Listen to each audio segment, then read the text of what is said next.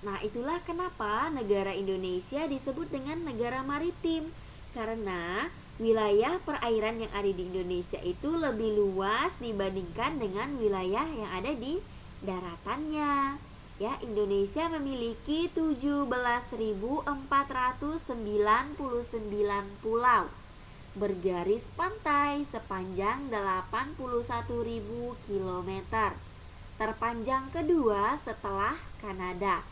Ya, jadi inilah ya alasan kenapa negara kita Indonesia disebut dengan negara maritim, karena perairan Indonesianya lebih luas daripada daratannya, kemudian memiliki banyak sekali pulau, kemudian ya bergaris pantai sepanjang 81.000 km. Ya, itu termasuk ke dalam pulau yang atau pantai yang terpanjang kedua setelah Kanada, yaitu kita nomor 2 setelah Kanada. Ya, itu. Kemudian ya, apa tadi jenis perikanan yang ada di Indonesia? Nah, yang pertama itu perikanan tangkap. Nah, di sini maksudnya menangkap ikan di laut dengan memanfaatkan angin laut dan menggerakkan perahu atau untuk menggerakkan perahu. Jadi manfaat air laut itu adalah untuk menggerakkan sebuah perahu. Nah, hasilnya adalah tuna, ya, ikan tuna, ikan tongkol, udang, kepiting, ya, itu yang dihasilkan dari laut. Kemudian perikanan budidaya. Nah, perikanan budidaya dilakukan dengan dua cara. Yang pertama di darat, waduk, kolam, sawah, mina padi, dan sungai. Ya, tuh. Kemudian yang kedua, payau di tambak atau di pesisir pantai. Ya. Kemudian hasilnya seperti ikan lele, mujair, nila, nila emas, ya. Nah, anak-anak, yang disebut dengan di darat waduk itu maksudnya ada yang tahu tidak? Ada yang tahu? Ada yang tahu tidak? Waduk di darat, kolam, sawah, ya. Oke. Ada yang bisa jawab? Nah, waduk itu dia seperti danau atau alam buatan, ya. Kolam alam atau penyimpan untuk pembendungan sungai yang bertujuan untuk menyimpan air, itu yang disebut dengan waduk, ya. Kemudian di situ ya hasilnya bisa ikan lele, ikan mujair, ikan nila, dan ikan mas, ya. Oke, yang selanjutnya itu adalah aktivitas ekonomi di bidang kehutanan. Ya, kawasan hutan di Indonesia dipengaruhi oleh iklim tropis sehingga mengandung keragaman sumber daya alam hayati. Hasil hutan Indonesia meliputi kayu dan non-kayu. Itu seperti karet, damar, dan sagu.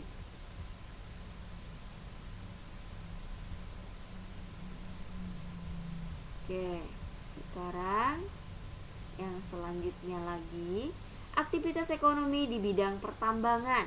Kekayaan alam di Indonesia juga berupa bahan tambang, yaitu dibagi menjadi dua, ada migas dan bahan non migas. Nah, migas itu artinya minyak dan gas. Kalau sedangkan non migas itu artinya adalah emas, perak, batu bara, biji besi, dan nikel serta yang lain-lain. Jadi nanti anak-anak kalau misalnya ada soal, ya, apa yang disebut dengan migas? Nah, migas itu adalah minyak dan gas. Kemudian apa yang disebut dengan non migas atau apa contoh dari non migas? Itu adalah emas, perak, batu bara, biji besi, nikel, dan lain sebagainya. Kemudian selanjutnya aktivitas ekonomi di bidang industri.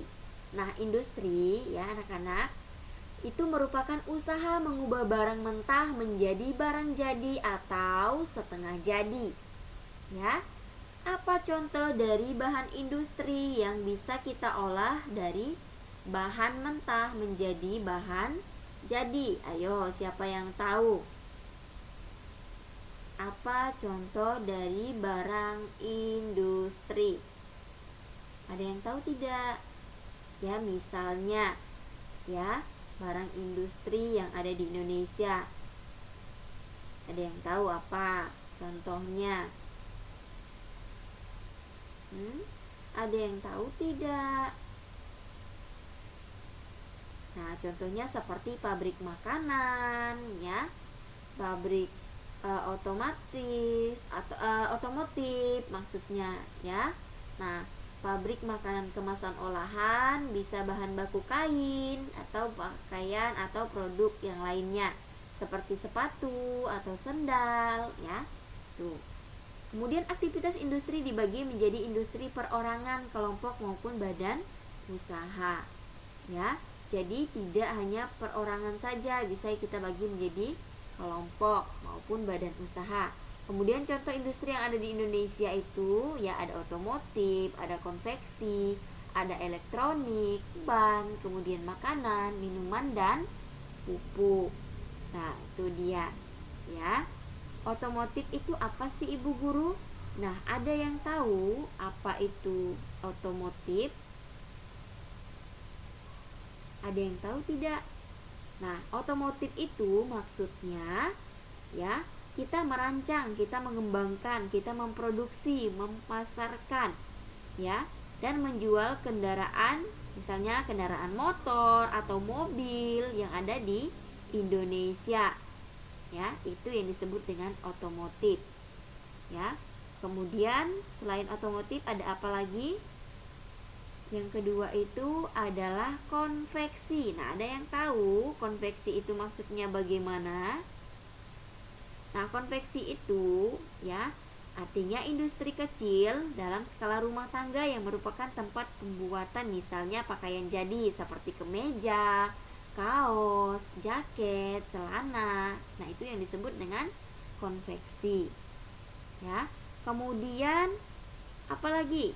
Elektronik. Apa itu elektronik?